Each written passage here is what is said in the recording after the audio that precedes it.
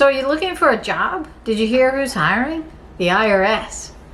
They want to hire 87,000 agents. Let's put this in perspective. Currently, the IRS employs 79,000 agents. And of course, no one's retiring right now, right? So we're going to more than double the size of the IRS agent pool. I have some questions. First, where are we finding these people? The last I heard, there's not many new people looking for jobs. We're just replacing the same jobs we've had in the past and barely making it there. So I'm not sure where these people will come from. But let's theoretically say we find these people. Also, by the way, the salary they're offering is not too great compared to what the headaches are that you have to deal with in working with a government bureaucracy. So again, let's say they find these people. They hire 87,000 agents. And now they're going to increase their efforts to audit your tax returns. Okay, let's dive in. We now have 87,000 brand new, wet behind the ears IRS agents looking at your tax returns. Now, how many of those people do you think have a clue and any experience at all in working with tax returns other than the 1040 EZ? My bet is little or none. These are going to be people who have no idea how the tax code works, no idea how the IRS works, except what little training they probably receive at the beginning of their job. Now, if those people decide that they are going to now audit your return, what will you need to do to combat this? You have a couple of choices. First off, if they send a notice, you can just write a check and be done. And don't laugh, many people do that. Or you can dispute it. Now, we know that dealing with the IRS in disputes is not a fun job. It'll be a sideline part-time job or maybe even a full-time job for most people to deal with the IRS and try to go through this audit. Many people will still give up and write the check because it's hard. Or you can do what you should do from the start, and that is work with a CPA who knows how the IRS works.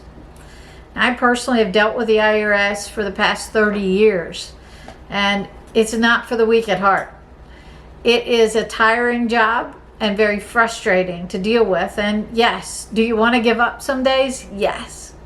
But we as U.S. citizens have to make sure that we don't just bow to the government and pay money just to get rid of people because it's a hassle. That's not what the IRS's job is supposed to be. It appears what it's turning into lately, but you owe it to yourself to make sure that you do the right things for your tax return. When you do the right thing on your tax return, you need to be able to substantiate it and answer the questions, and that will be a difficult task. Again, I'd suggest they're working with a CPA, not to toot my own horn, but that would be the easiest route for you.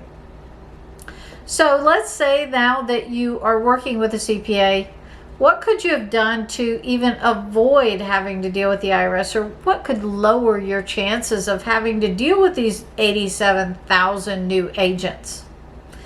Well, again, the first strategy is to employ some strategies of your own.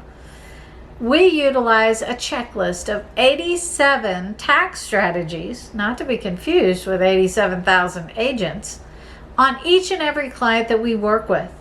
We want to make sure that our clients are paying as little tax as possible legally and have all of the substantiation to prove that they should be able to take that deduction or make that tax strategy move.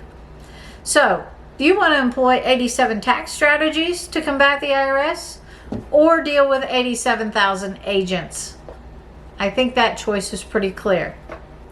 Next up, another strategy that you can employ is don't file your taxes at April 15th.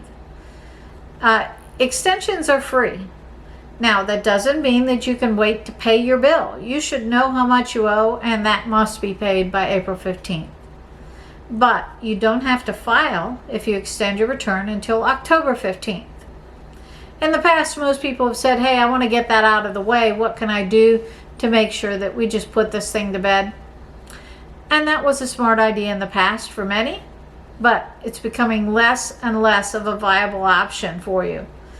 Tax laws aren't even finished by April 15th. There are no clarifications on a lot of things. So you need to wait and make sure you don't have to change your return or file a return that needs to be changed, because that will increase your chances of audit. So we recommend now filing at October 15th or near around to make sure that you lower the chances of being in that audit pool. And last, why are these people working for the IRS? Well, it's probably looks like it's a good job for them because they're going to make some money and most likely just have the good benefits. However, it's going to be a rotating door. I've been involved in audits where we've switched out agents 4 and 5 times before we were able to resolve an audit over the course of 6 months to a year. This is not going to be something that's good for the American public. No matter how much you hear that the IRS is going to raise money, how much do you think those salaries and benefits for 87,000 agents cost? I've got news for you. It's way more than the IRS is going to collect on doing audits on the general American population.